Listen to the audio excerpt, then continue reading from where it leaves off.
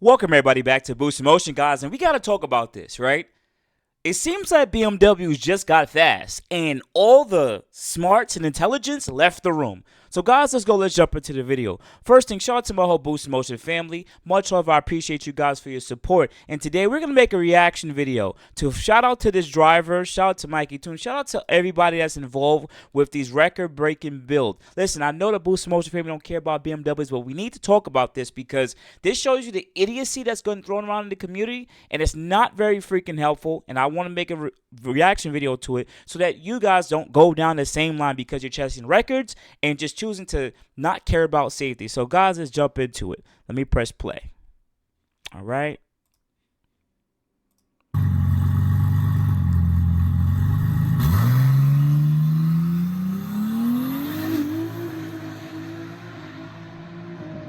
That thing moving. That girl moving. That girl moving. Yeah, she moving.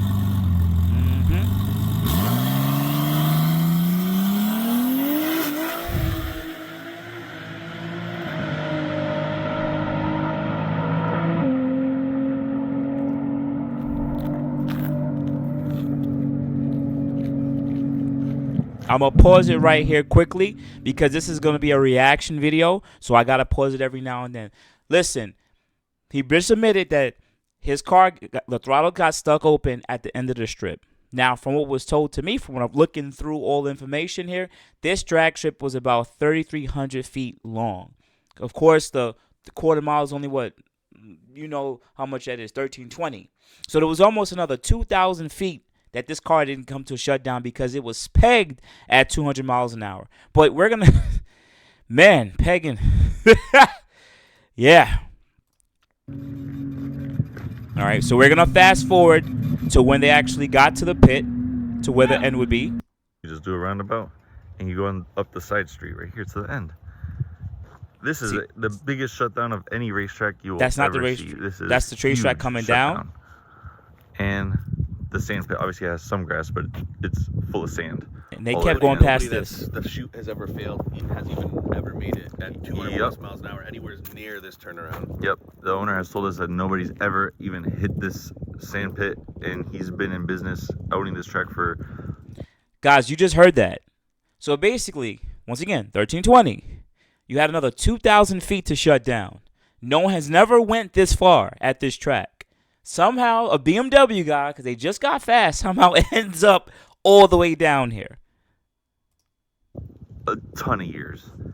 And you can see... All right, let's fast forward. This is where the fire was. There was actually in some videos that I will post, the only thing that actually was lit on fire here, what was it, Mikey? It was just the hood and the headlight doused in gasoline. Yep. There was no oil fire. I don't think, was it really gasoline? It was just gasoline, yeah. All right. The tree right here, and it fell over on the... That happened, but something flew off the car and the field caught on fire on the next property. Oh, there's the lip that we just got. Carbon fiber. Carbon fiber? Okay. Vargas, we love you, buddy. I'm sorry you're always...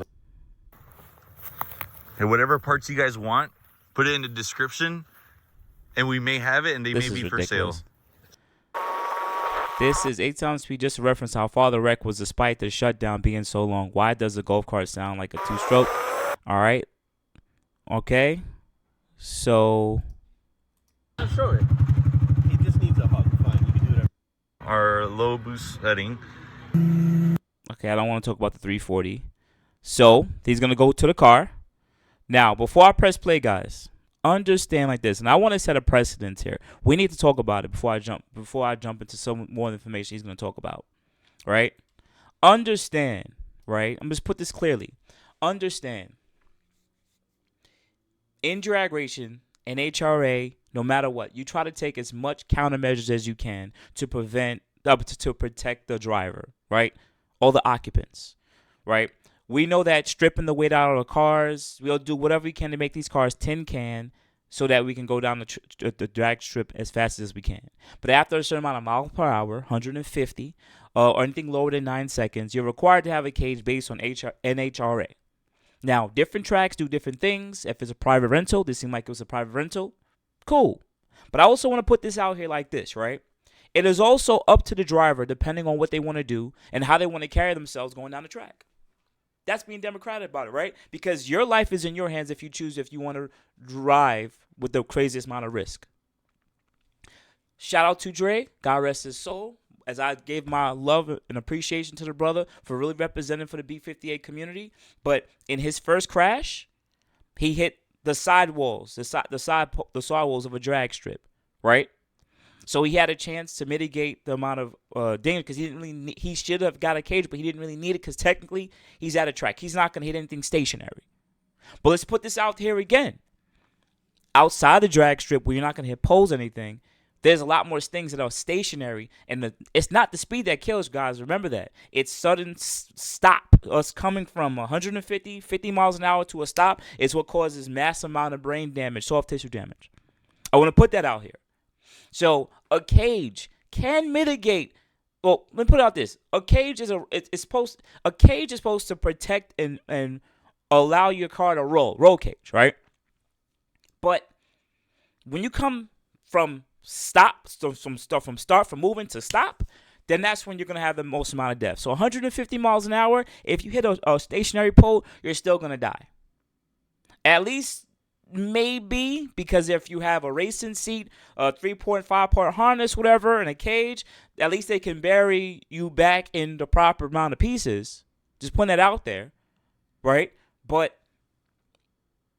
a cage should be required at some period, especially if you're going this fast. I think it should just come standard no matter what.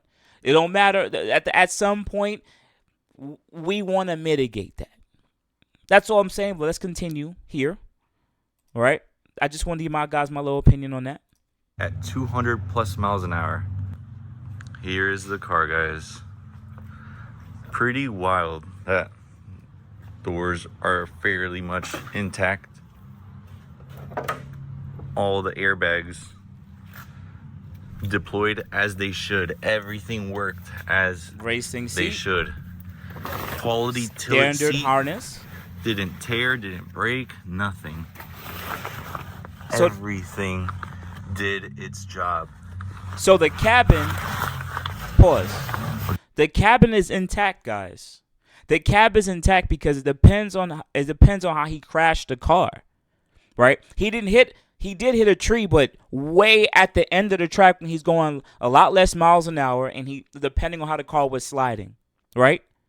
But if he would have hit the tree at a higher amount of speed on any of the side rails or the side part of this car, he could have lost his life. Airbags helped him because they put him in a pillow, depending on how the car crashed and slid. But he could have lost his life. Let me continue here. I'll get in here with you guys a little bit. What slip is this one? It's crazy. Still intact. This window is the one that broke. I couldn't crawl out of it. The driver passenger. Crazy. I had to crawl out the trunk. Pretty crazy though. None of the wheels broke. Look at that. Wheels are done. Saved me essentially. What's your take on the car looking at it, Mikey? Well, don't keep breaking things and pulling things. But at the end of the day, you're safe. And This is insane. we just build another one. That's it. We go right back out with a little bit more safety features in mind that we've already been discussing. Yeah, more safety features. But motor is fine. This is not engine oil. This is coolant from obviously the radiator not being there and just dripping away. Gasket issue, it was none of that. So literally the car did its job. This is what I was going to show you guys. Remember when I mentioned about my foot going through the brake? You see the impact of the car? You see where the car actually hit? If you take a better look, you see where the car actually hit, guys? The car hit the driver's side. And that wasn't even a stationary freaking hit. Because if that was anything stronger of a hit, look, it's majority of the impact zone or the crunch zones or crumple zones is what took the hit here. Everything else is the car landing on top of its roof and sliding. You could just tell by the damage around the side of the car. Look, the car basically had any crazy amount of impact. He's lucky because of the way he crashed. He's okay. Yep, everything did its job as intended. Chuck was the first guy. Is definitely one of the safest racetracks. Comments below. Email us if you guys have a G80 shell that's in a good shape, that's straight. This is insane. We may be buying it. Yeah. And helps slowing down. Go under wide acceleration. All right. 9th gear with. Hold on, guys. Let me see. TBM at Motion Raceworks. He's getting me a set. Gonna be the first. Let me see. No, it is neutral. So the car was in neutral and still under full acceleration. All right, guys. Here's some. Using them. Brett LaSala, thank you. He's actually. All right, so it gives some more of an explanation here about what actually happens. At Motion Raceworks, he's getting me a set. Gonna be the first ones that we're gonna be testing for the Supra and G chassis cars of the G20, G47, or G42. I'm sorry, and the Supra. Alone, no parachute because his parachutes failed. So again, guys, a parachute would have not saved me. The car was under full acceleration the entire time. I will post a video of the log. I'll show a screenshot. That's actually a good one to say. If your car was under full acceleration, a parachute would have not saved them. But here's the thing. You never had a parachute, though. That's what the problem is, the community is saying. And I actually want to show you guys what I'm talking about soon, because on the Draggy Talk page, or on the Instagram page, we were just talking about this. But I get what he means, but doesn't mean that you don't take the precautions, and that's why people are flaming y'all. 100% throttle, and it showed 9th gear. With 9th gear, if some of you may not know, it is neutral. So the car was in neutral and still accelerating. Went to 7th gear at 7,200 RPMs. That's well beyond 200 miles an hour as I crashed. So, like I said, I'm thankful to be here. A cage would have done more harm in this situation, so I would have been in a car that was on fire and not been able to get out. So I would have been inhaling a whole bunch of smoke and maybe passed out and been unconscious. That's the biggest problem, and this is why everybody's flaming you, bro. And y'all, I'm gonna say it on video. Y'all BMWs just got fast. Ask any American racer, any Charger, Challenger, Mustang, Camaro, any Trailblazer, and we can go through all American cars. All of them know what you're saying is effing BS, bro. Because at the end of the day, to say a cage, yes, would have been more harm than good, because it could have been fire. Stop saying that to people, because you have younger dudes that's watching like, I'm not going to get a cage. No, absolutely get a cage. Guys, go on the videos right now and look for any type of motorsports where there's a cage, including drag racing, including street racing. There are people who have survived because they had a real, I hate to say, even a cheap rinky-dink cage for slower mile-an-hour flips or rolls. But to sit there and say, man, a cage in this case would have been a lot worse because I could have died of smoke inhalation or a fire. Yes, there was a fire. There was a little bit of gas in your headlight and your hood, you said. But technically, that, if you guys saw that interior, was any fire damage? No. Because of his accident is why he lived. Period. That's it. Because of the way the car crashed, it was because of the way, that's what happened here. But we got to stop sitting here thinking that, oh, we're just going to skip on regular safety equipments because, oh, yeah, we want to have the less amount of weight as possible to hit records. No, I don't think it's the proper precedence to put out there. And I think at the end of the day, we're a car community. We can judge anything when it comes to saving a life. At the end of the day, we could talk about Hellcats do this and Mustangs do that and Q50s do this. And we can go through all the nonsense back and forth in the car community about our cars. But what we can't sit there and we have to take we could get scrutinized about is safety. I think we can definitely do that. And if you want to talk about fire, right, where's your fire suppression? Where was your fire extinguisher? So for you guys to sit there and say, hey, yeah, cage would have never really did anything, parachute wouldn't have helped, and, you know, we didn't have a fire suppression system, we didn't have all these other things that were necessarily important, ha ha ha, you basically you're literally sounding like a hypocrite, and you're showing how asinine you are by saying these statements. You didn't take any safety checks at all. You didn't do anything. You just made sure that you wanted to get to the drag strip. You want the car to be as light as possible, and you wanted to get down and break a record. And you almost broke your bones and lost your life. I'm happy that you're okay, brother, but this is utter bullshit. And these men are all grown men like me. And it's okay. Because at the end of the day, there's people who ride motorcycles, and at the end of the day, they know the risk. If they fall, they can easily hurt themselves. They know any accident on a motorcycle is going to be very tragic. But in the car, we should be able to try to mitigate that as much as possible. Including myself. Have I been in my E63 going 160, 170 miles an hour at an airstrip? Absolutely. With just a helmet? Absolutely. Could a tire have blown out and the car flipped and I could have died? Absolutely. And that is something that I take on as a responsibility. But here's the thing. I'm not a hypocrite because I wouldn't sit there and say, if I'm going 170, 180 miles an hour, guys don't need a cage. You don't even need the cage. Don't even worry about that. That could have just killed me even worse. At the end of the day, when it comes to dying in these car accidents, it's how quickly you stop is what caused the death. Period. That's honestly what it is. Our bodies can't take from fast acceleration or just moving to just a full stop. Our bodies can't take that. Yes, the car is supposed to be able to mitigate and slow down the amount of impact, but after some speed and knowing that the type of lifestyle that you guys are living, because you want to get a BMW VR30 or any other fast vehicle, this is something that you really should look into. But fortunately, most of us are not going to be going 200 miles an hour. In this rare case, this guy lived. But there's dudes who die at going just 80 miles an hour on the highway, cutting up because they hit something stationary. So let me see if he has any other words that he want to tell you guys, and I'm gonna bring it to since none of the windows broke. But yes, guys, a cage in this situation would have done more harm than good, and a parachute would have not stopped the car, because we've seen videos of cars where the parachute's open and the car is still under acceleration, and they're winning races and gapping people with the parachute wide open. Maybe an example here.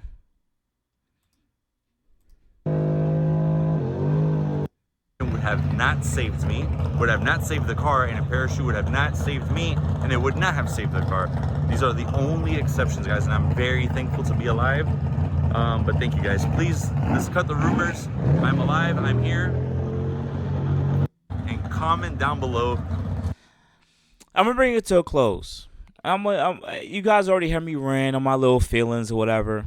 As a person that's also an automotive enthusiast like you guys, I still think that this is asinine. Knowing that these guys are going to be selling parts, selling tunes, and selling this type of stuff, right? It is very important, very, very important to understand that we can't have this. We can't have this in the community. We cannot have people in the community pushing it and saying that it is okay to not get a cage when your car is trapping 170, 180 miles per hour at the track. We can't sit there and think it's okay for them to sit there and say, yeah, you also, guess what? You don't need a fire suppression system. No, you don't need that. Why? We can't also sit there and say, oh, let's have standard seatbelts in our race cars, right? Rather than track seatbelts.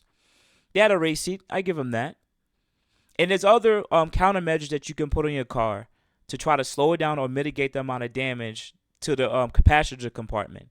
And in this case, we can see that they didn't really take any of those, I would say, countermeasures to try to protect themselves.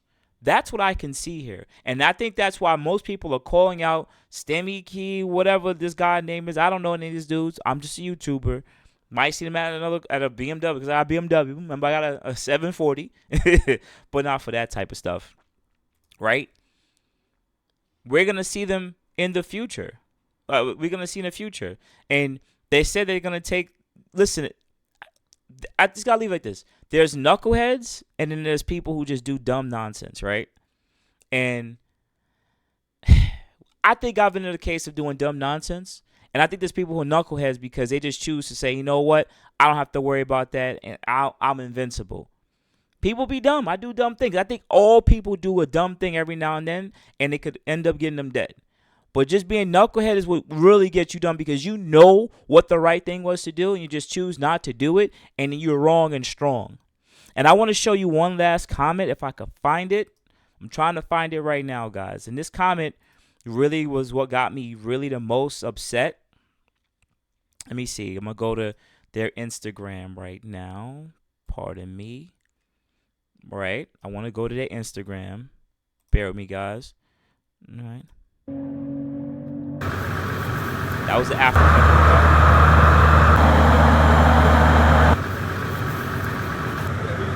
That's bad. Whew. That's how it looked like after. They let it burn, it'd be like James. That's good back there. Oh, that whole forest is gonna go up. Yeah, well, I just didn't want to get into there. It didn't flip back the car. Flip back here. Ticket and I'm fucking down. I don't even know you and I'm scared for you, you fucking crazy ass guy. He's fucking crazy. Motherfucker's crazy. I'm scared to death of this motherfucker. He's nobody. Hey, Jazz. Yeah. You're gonna live, right? Yeah, I think so. Oh, we got the record though. 777-182. If you want the 340 back, you can have it, man. I'm sorry. Bro, I want you to live. Fuck the car.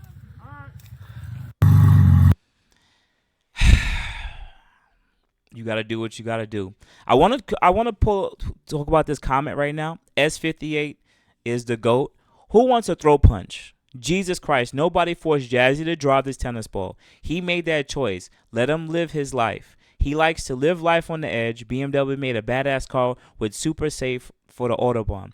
Germans in general make super safe cars. Nobody is touching that record for a while. Take a break, rest, and heal up. I think this is the fastest 58 power car now. Even beat the Supra in terms of mile per hour. But his breathing sounds like a couple bruised and broke bones. Hopefully no internal bleeding. And I think that's what's wrong with this community, right? That's what I honestly think is wrong with this community, right? Because at the end of the day, bad stuff happen. People get hurt. People go through things. Yeah. They go through things. And I'll leave it at that. I'm not going to say anything else more. Because I don't think I need to. I think y'all heard me enough complaining, getting my little emotions. And I just really want the best for people.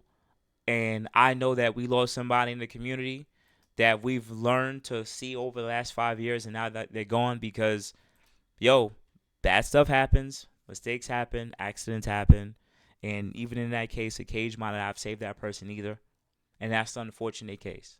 And this is something that we have to take on as a risk whenever we're choosing to cut up on the highway at 80 miles an hour or to go down a track at 150. Or to randomly go through a red light when we're being young and dumb. We all did some stupid shit like that, right? I don't know, man. I don't know. I do know. I just know that at some point, because these cars are a lot faster than... Remember, I'm 37, guys. I'm an older dude. 20 years ago, 300 horsepower, 400 horsepower was fast. Now, any 18-year-old can get a car with about 600 horsepower, right? For about, well, you can get a car for a B58 for $20,000 and spend another 5 to 10 grand in it and make 800 wheel. That was not something you can do before. That was not. It is a lot more affordable and cheaper, and the barrier of entry for you guys to get in and get a car and make a car fast for cheap absolutely is here. So I'm going to end it off by how I said it. BMWs just got fast. So there's going to be people like this that's going to be making very bad decisions because the American cars and stuff, they've been doing this stuff for a long time. Japanese guys been doing this stuff for a long time. These German cars just got fast at the track. I'm going to say it like that. Not saying they don't have the Autobahn speed, but they just got fast at the track. So they're not going to be following all the usual things that most other people know what to do in the last decades of drag racing, because they really want to sell products, sell tunes, and try their best to set times. Get over your ego, brother. So outside of that, guys, you have a good morning, good afternoon, good night. I really appreciate you guys for your support. You guys have a good day. Thank you.